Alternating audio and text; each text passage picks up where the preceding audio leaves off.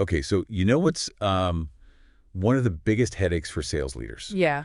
It's watching those good inside sales agents just walk out the door. Right. You spend all this time and money training them. You finally got them performing well, and then poof, they're gone. Yeah. It's This revolving door, it's not just annoying. It really hurts. a huge problem. It hurts the sales team's performance and their profitability. Yeah, it's a major drain because when you lose those experienced agents, Right. it's not just the sales that walk out the door with No, them. It's the knowledge. It's all that knowledge they've built up. Uh-huh. The mentorship they could be providing to the rest of the team. Yeah.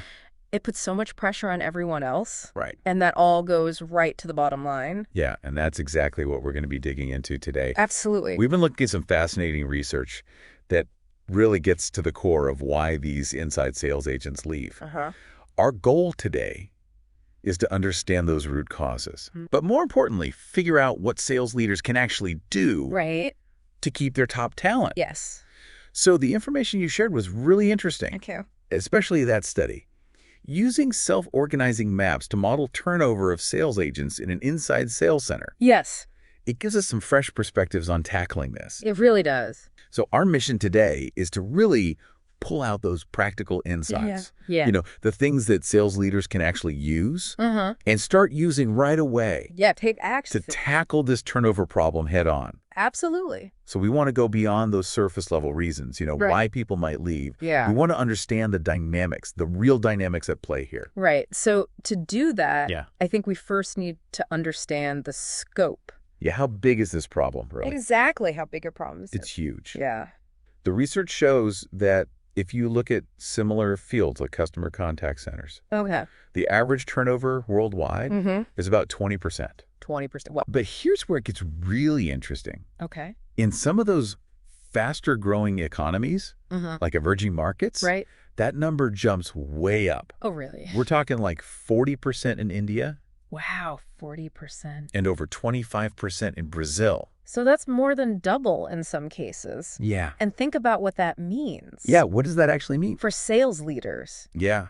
I mean, the thing that makes this even tougher is that Yeah. a lot of that turnover Uh-huh. is people who haven't even been in their role for a year yet.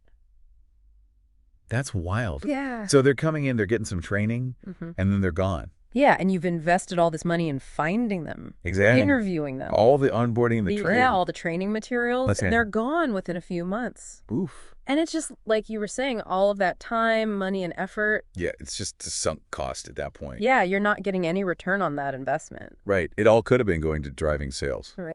Instead, it's going to constantly filling empty positions. And not only that, I Yeah. mean, this constant churn Mm-hmm. of needing to recruit and train new people all the time, Right. I mean, that can really impact the morale of your existing team. Makes sense. It creates this feeling of instability. Yeah. Makes it really hard to build that strong, experienced sales force that you want. So we've established it's a big problem. Yes, very big problem. It's a costly problem. Yes. Now, what are some of the ways that companies usually try to address this? Well, the research points to a couple of things. Okay. Kind of common approaches that I'm sure a lot of people are familiar with. Yeah. One is really focusing on improving the work environment. Okay, so like a culture thing. Yeah, making it a more positive and supportive place to work. Right. Really trying to improve employee satisfaction. Okay. The other one, which is really what this research focuses on, Good. is trying to get better at who you hire in the first place. Okay, so being smarter about the hiring process Exactly. makes sense. So let's dig into that a bit. Okay. What's the typical approach there and where does it maybe fall short? So typically companies will look at things like, a candidate's resume, Yeah. their past experience in sales, maybe give them some basic skills tests. Right. And they might even consider things like their age or their education level. Mm-hmm. But here's the thing. Yeah. What this research really highlights is that Uh-huh. those kinds of factors, Mm-hmm. they aren't actually very good predictors Okay. of how someone's going to perform in an inside sales role, Okay. or even whether they're going to stay with the company. That's interesting. Yeah. So all those assumptions we make, Right. based on somebody's resume Uh-huh. or, their age, Yeah, their background. their background, Yeah, it might not actually tell us that much exactly. about how successful they'll be Right. or how long they'll stick around. And you would think, You would think. right, someone with a lot of sales experience would be a shoo-in. Yeah. It's not always the case. Give me an example of why that might not be true. Sure. So, for example, let's say you have someone Yeah. who's really thrived in face-to-face sales. Okay. They're great at building relationships in person, Uh-huh. but maybe they're not as comfortable with the constant phone interactions that Yeah. are kind of the bread and butter of inside sales. Yeah. So even if they've got a great track record, they Yeah. might find that environment, Draining. really draining, and they might end up leaving. Even though they could be good at selling. Exactly. Interesting. Okay. Yeah. So what's a more insightful approach then? Well, that's where this research really took an interesting turn. Okay. They started looking beyond those basic background factors Uh-huh. and those performance numbers, Okay. and they started incorporating something called psychometric data, Okay. specifically personality traits.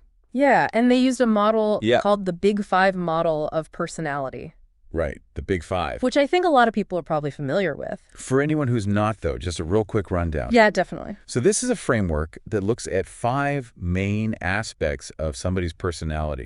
How outgoing they are. Right. That's extroversion. Extroversion. How agreeable they are. Agreeableness. How organized and responsible they are. Conscientiousness. How much they tend to worry Neuroticism. or get stressed out. Yes. That's neuroticism. Uh-huh. And how open they are to new ideas and experiences. Openness to experience. That's openness. Yeah. So it covers a lot. It does. And what's cool here Yeah. is they combine these personality insights with actual sales performance data. Yes. From an actual inside sales center. That's a really interesting combination. Yeah. And the goal was to get a more complete picture Yeah. of why some agents thrive and stay while others decide to leave. Yeah. So it's adding that human element Right. instead Yeah. of just looking at, Yeah, just the numbers. are they hitting their quota or not? Yeah, exactly. You're figuring out, do they actually enjoy this? Are they happy?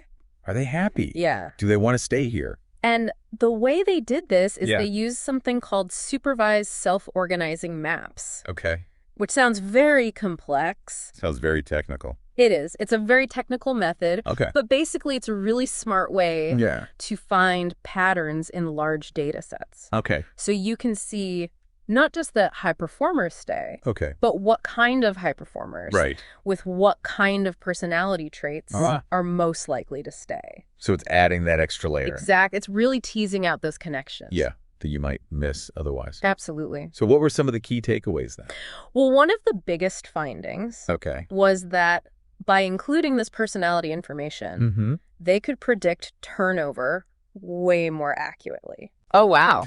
Than if they were just looking at sales performance alone. Okay.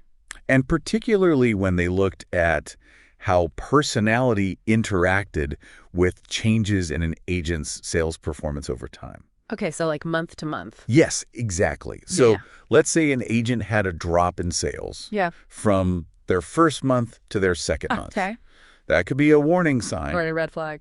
Right, red flag. And then you combine that with some insight Yeah. into their personality, and you can start to see who's more likely to leave. Okay, so it's that combination. Exactly. It's not just one thing. Right. You're not just looking at sales. Yeah. And different personalities might react to that dip in performance Right. differently. Yeah, that makes sense. Some people might get really discouraged. Right. Some people might just shrug it off. Other people might be like, "Oh, this is a challenge. I'm gonna crush it. gonna crush it next month." Yeah. Exactly. So understanding those differences can give you a much better sense of who's actually at risk. Okay, so let's talk about some of those specific traits then. Okay. What did they learn about, Yeah. how things like being outgoing or being organized Mm-hmm. relate to staying in an inside sales role? So let's start with extroversion. Okay. They found that agents who were naturally outgoing Okay.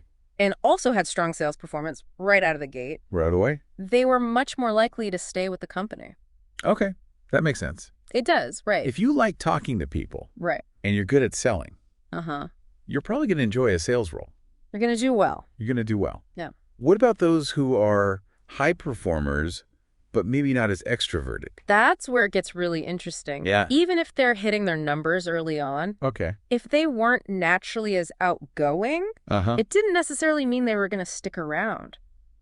Interesting. Yeah, maybe they were good at the sales part, Uh-huh. but they found that constant interaction. Yeah, the day-to-day Yeah. grind It could be tiring for them. could wear them down. Yeah, exactly. So that really highlights that it's not just about Right. hitting your quota. It's about enjoying the work Yeah, it's about enjoying the work, and finding it fulfilling. being a good fit for the role. Exactly. So what about conscientiousness? Okay, so with conscientiousness, Being organized, responsible. yeah, they found that agents who showed an improvement Okay. in their performance from month 1 to month 2. So they're on an upward trend. Yes, exactly. Okay. And they were also highly conscientious. Uh, They were more likely to stay with the company. okay. So it seems like that combination of being driven to improve Right. and seeing that improvement reflected in their results Yeah. really helped them feel more committed to the job. So they're seeing those results from their efforts. Right. And it reinforces their desire to stay. Okay, that makes sense. What about the other traits?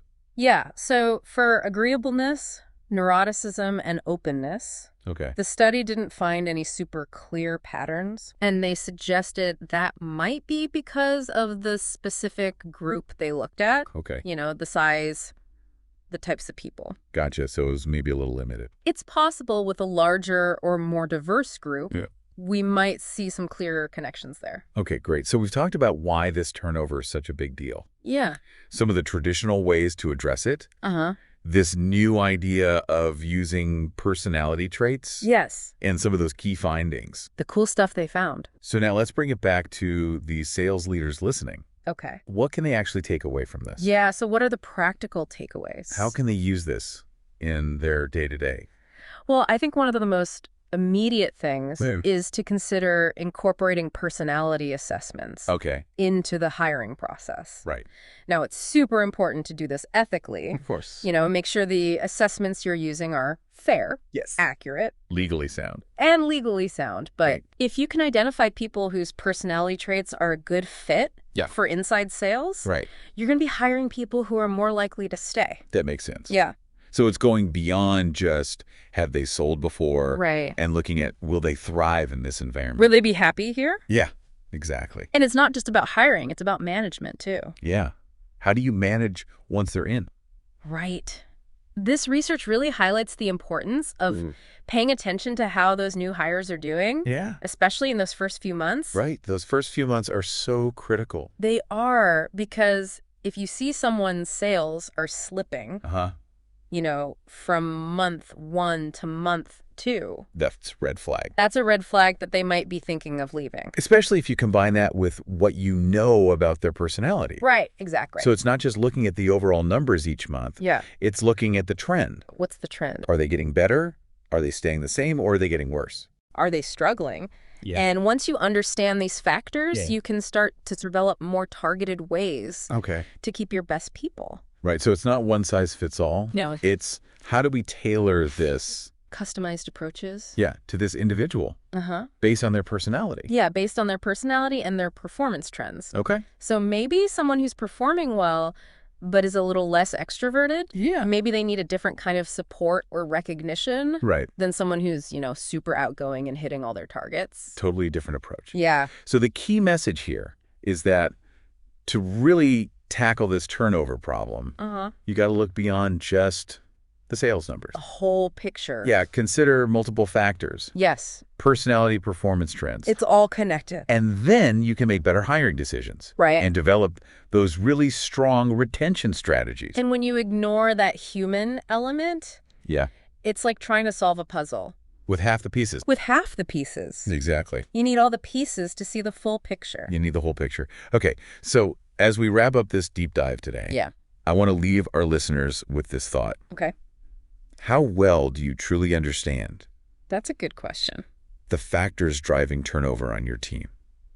And what would happen? Yeah. What kind of impact could you have Right. if you started taking this more holistic view, Mm. this data-driven approach? Yeah. Data and the human side. Yeah, and looking at the people behind the numbers, The people. not just the numbers themselves. Absolutely. What are those other human factors that could be at play? Yeah. What else is going on? It's definitely something that deserves It's worth thinking a about. lot more thought. Yeah, absolutely. Thanks so much. It was a pleasure being here. This was a really interesting deep dive. Yeah, it really was. I think we uncovered some really valuable stuff for sales leaders. I think so too. So until next time, Take care. take care. Bye.